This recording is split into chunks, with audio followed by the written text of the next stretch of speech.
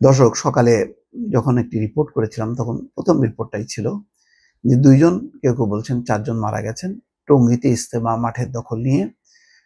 মাওলানা সাদ এবং জুবায়ের দুই পক্ষের মধ্যে সংঘাত। এখন মানবজমিন কিছুক্ষণ আগে যে রিপোর্টটি এসছে তাতে নিহতের সংখ্যা বেড়ে 4।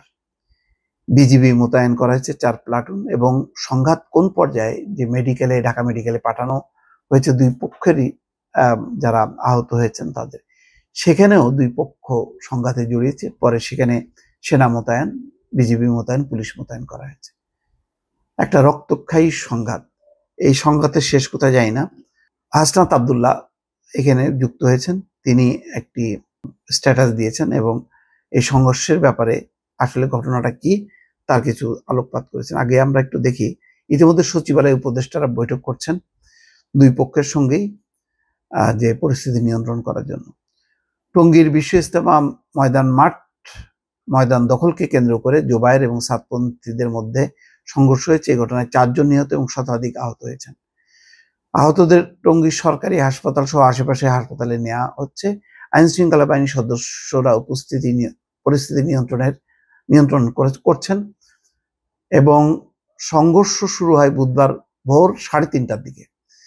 নিহতরা হলেন আমিনুল হক 70, বাচ্চু মিয়া 70, বেলাল 60, তাজুল ইসলাম 65। আমিনুল হক ও বাচ্চু মিয়ার বাড়ি কিশোরগঞ্জ জেলার পাকুন্দিয়া থানার এগারসিন্ধু গ্রামে, আর বেলালের বাড়ি ঢাকার দক্ষিণখানের বেড়াইত এলাকায়। যাই হোক, এখন সাতপন্থী মিডিয়া মুরব্বী মোহাম্মদ সাইম বলছেন, আমরা এখন ইজতেমা মাঠের নিয়ন্ত্রণে আছি। জুবায়েরপন্থীদের আক্রমণে আমাদের এক ভাই শহীদ হয়েছে। ভোর 3:30টার দিকে তুরাগ নদীর তীর থেকে সাতপন্থীরা ঢোকা শুরু করেন। ঢুকতে ঢুকতে তারা দখল করেন, পরে পাল্টা আক্রমণ চালায় হচ্ছে জুবায়েরপন্থীরা। দর্শক, ঘটনা খুবই রক্তাক্ত সংঘাত। এই ব্যাপারে হাসনাত আব্দুল্লাহ তিনি একটা ফেসবুক পোস্ট দিয়েছেন। তিনি বলছেন যে সাতপন্থী সমর্থিত সচেতন ছাত্র সমাজের দেয়া প্রধান উপদেষ্টার কার্যালয় ঘেরাও কর্মসূচি এবং সকাল 10টার মধ্যে মাওলানা সাদ সাহেবের ভিসার জন্য বাসভবন ঘেরাও কর্মসূচি ঘোষণার কারণে আমরা অনাকাঙ্ক্ষিত ঘটনা এড়াতে সাতপন্থীদের সাথে আলোচনার জন্য টঙ্গীতে যাই।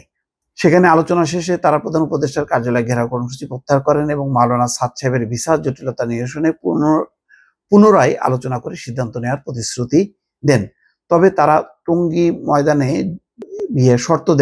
ঢোকার শর্ত দেন এবং 25 তারিখ মাঠ ছাড়ার প্রতিশ্রুতি দেন। টঙ্গীতে এই 3টি বিষয়ে আলোচনা হয়। আলোচনায় আমরা এটা স্পষ্ট করি, এগুলো চূড়ান্ত সিদ্ধান্ত নয়। এই বিষয়ে কাকরাইলে মাওলানা জুবায়ের সাহেব এবং উলামায়ে ইকরামদের সাথে আলোচনা করে চূড়ান্ত সিদ্ধান্ত নেওয়া হবে, সে পর্যন্ত ধৈর্য ধরতে হবে। এই উদ্দেশ্যে রাত 2টায় কাকরাইলে আলোচনার জন্য যাই। সেখানে মাওলানা মাহফুজুল হক ও মাওলানা মামুনুল হক সহ অন্য আলেমগণ উপস্থিত ছিলেন। সেখানে পৌঁছানোর পর সাতপন্থীদের একজন মুফতি সাহেবের একটি পোস্ট আমাদের দৃষ্টি আকর্ষণ হয়। সেখানে খণ্ডিত ভিডিও প্রচার করে বলা হয়েছে আমরা নাকি তাদের জোর করার, অর্থাৎ ইজতেমা করার অনুমতি দিয়েছি। এটি আমাদের সিদ্ধান্তের সম্পূর্ণ বিপরীত।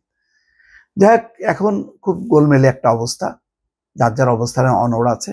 এখন সচিবালয়ে দুই পক্ষ তাদের যে শীর্ষ নেতাদের সঙ্গে বৈঠকের পর যদি সিদ্ধান্ত হয় ভালো, আর যদি না হয় তাহলে রক্তপাত ঘটতে থাকবে। পরিস্থিতি খুবই খারাপ। এটা ইসলাম, মুসলমান সবকিছু মিলায় আমরা কেবলই বিতর্কিত হচ্ছি, এটুকুই বলা যায়। দর্শক, ভালো থাকবেন। আল্লাহ হাফেজ।